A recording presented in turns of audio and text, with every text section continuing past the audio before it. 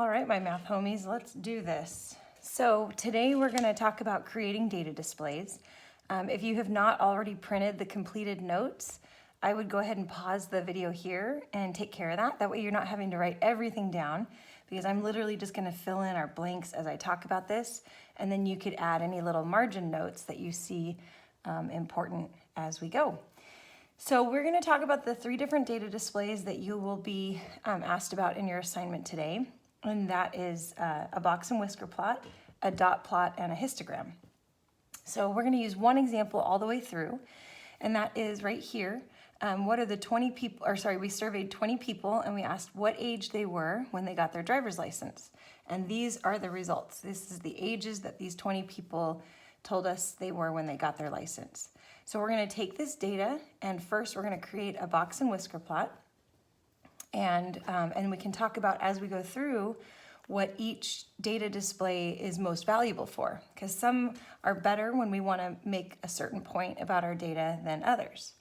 So let's go ahead and start with our step 1, and that is we have to put the data in order from least to greatest. This is important because everything we need to pull from the data relies on the fact that everything's in order. So as you can see, 16 would be the youngest age, right? So how many 16s do we have in our data? So we have 1, 2, 3 16s. So you want to go ahead and start listing it out, and it might help to cross off your values as you go through them in your list of data. 17 would be next. So there's 1, 2, 3, 4 17s. And then 18, so 1, 2, 3, 4, 5, 6 18s.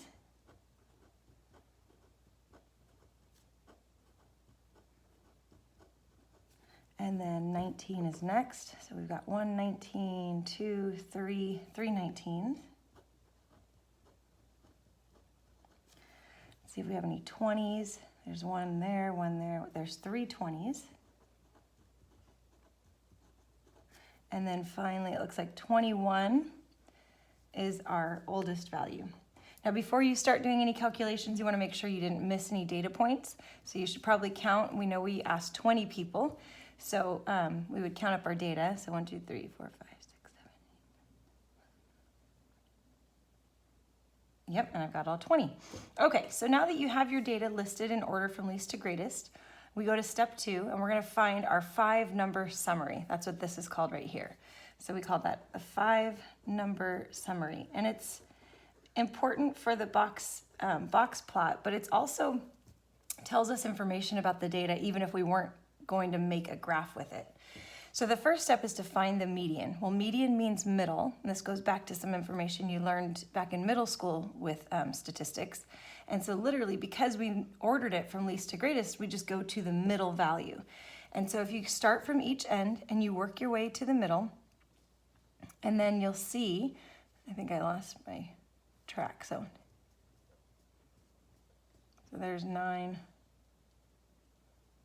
and then 10. Okay, so you can see in the middle, I've got 2 18s in the middle, which means I don't actually have one single value in the middle. So for the median, we take the 2 middle values, add them together, and divide by 2. So that's going to be 18 plus 18 divided by 2, which is 18. So what's important here, and I'm going to change colors, is we know that these 18s, let me make sure I get to the middle again. Okay, so it's these 2. So that was 9, 1, 2, 3, 4, 5, 6. Yep, it's these 2 18s right here. Those were my middle values. However, my median happens to be right in between. So we'll call that Q2. That's quartile 2, or also known as median. So when you want to find the median, you literally count to the middle. If you end up with 2 middle values, because we have an even number of pieces of data, you add them together and divide by 2. Then we go ahead and we find the minimum and maximum. That's very easy, right? Minimum is your smallest number in your list, so that would be 16. Maximum would be your largest number, so 21. And now we go to first quartile, Q1. So that is the median of your left 50% of data, your lowest 50%. So you find your first median, your quartile 2, and you take all the data to the left of that. Because my median fell between two values, I can include this 18 and everything to the left of it. If this 18 happened to be my median, then I would not be allowed to include it. I would have to move just to the left of that. So we're gonna go ahead and take all this data to the left of my Q2, and we're gonna count our way to the middle.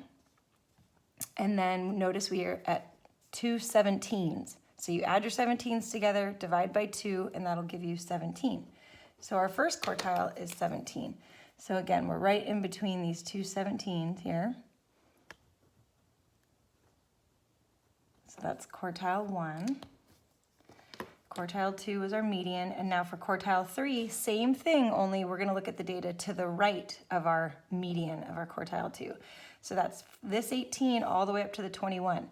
So you wanna find your middle values, and we're at 2 of these 19s here. So you add them together, divide by 2, and you get 19, and that's gonna be our Q3 or quartile 3. Okay, so we've got our 5-number summary.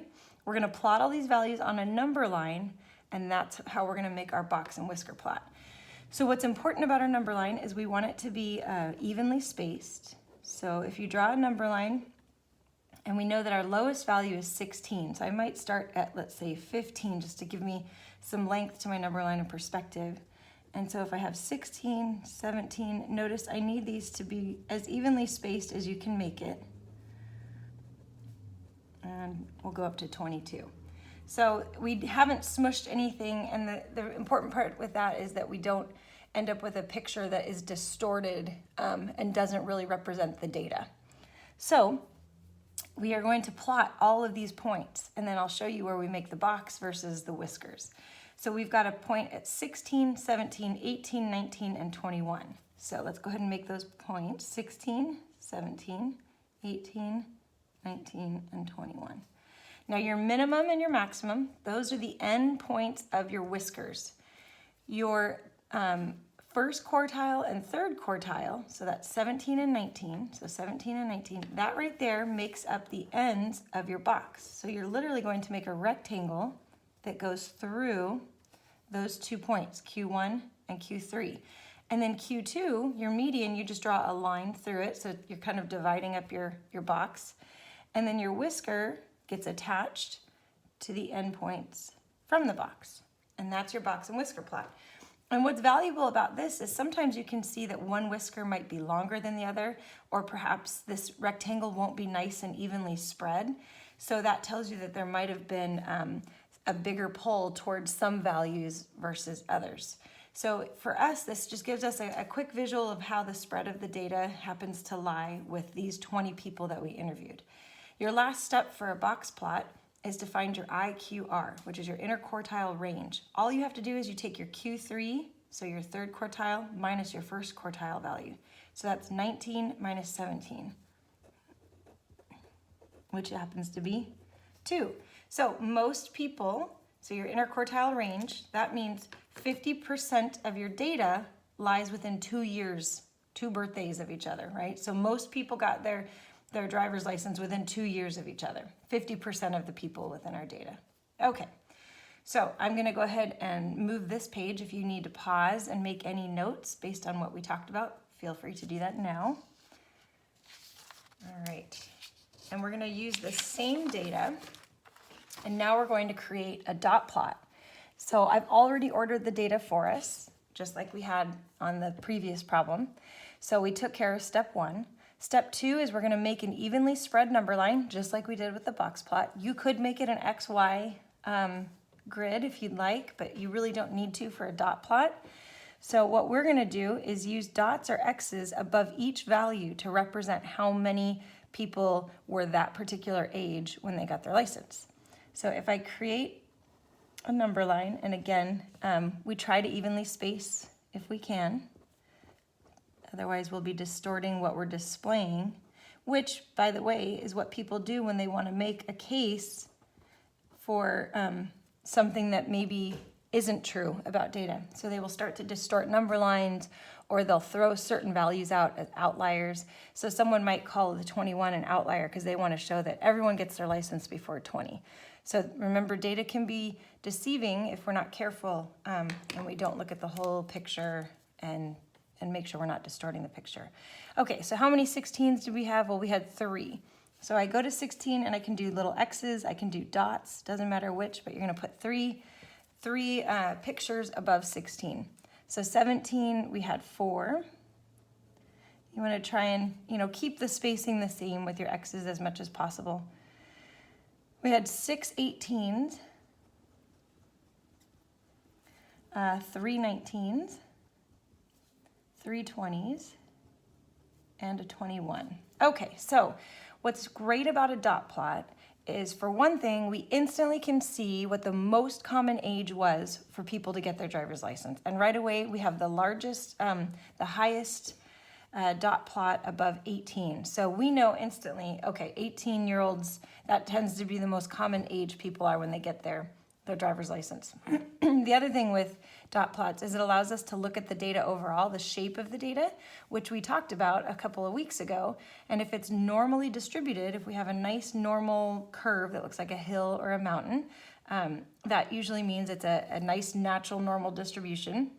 And we can make a lot of predictions based on that data. So in this case, it is fairly normally distributed, which tells us that the average age is 18 and that few people get it at 16 and 20, and it kind of spreads out evenly beyond that. And then of course you've got this 21-year-old here and possibly people that are older when they get their driver's license. But for the most part, you can see that people get their license at about age 18. All right, the last data display will be histogram. And so in this case, we want to actually not look at individual values, but we're going to look at intervals. So you get to decide on the intervals that you want. So that's something that, again, if you're trying to make a certain case, you might be very selective in the intervals you choose. So in our case, because we don't have a huge range of data, I might just say 16 to 18 would be one interval, and then 19 to 21 would be another interval. But you could go maybe a 2-year interval, 16 to 17, and then 18 to 19, and 20 to 21. Doesn't matter. Again, it's all about what you're trying to display. So what we will do is decide on that interval, and then you count how many data pieces fall into each interval. So when you go to graph it, you actually, this time you want an XY axis. So you're gonna, just a quadrant 1, because everything's nice and positive, we're talking real numbers here. And remember, if this is our 0, really we're starting at 16, right? So we might actually do something like this, where we have a couple of intervals.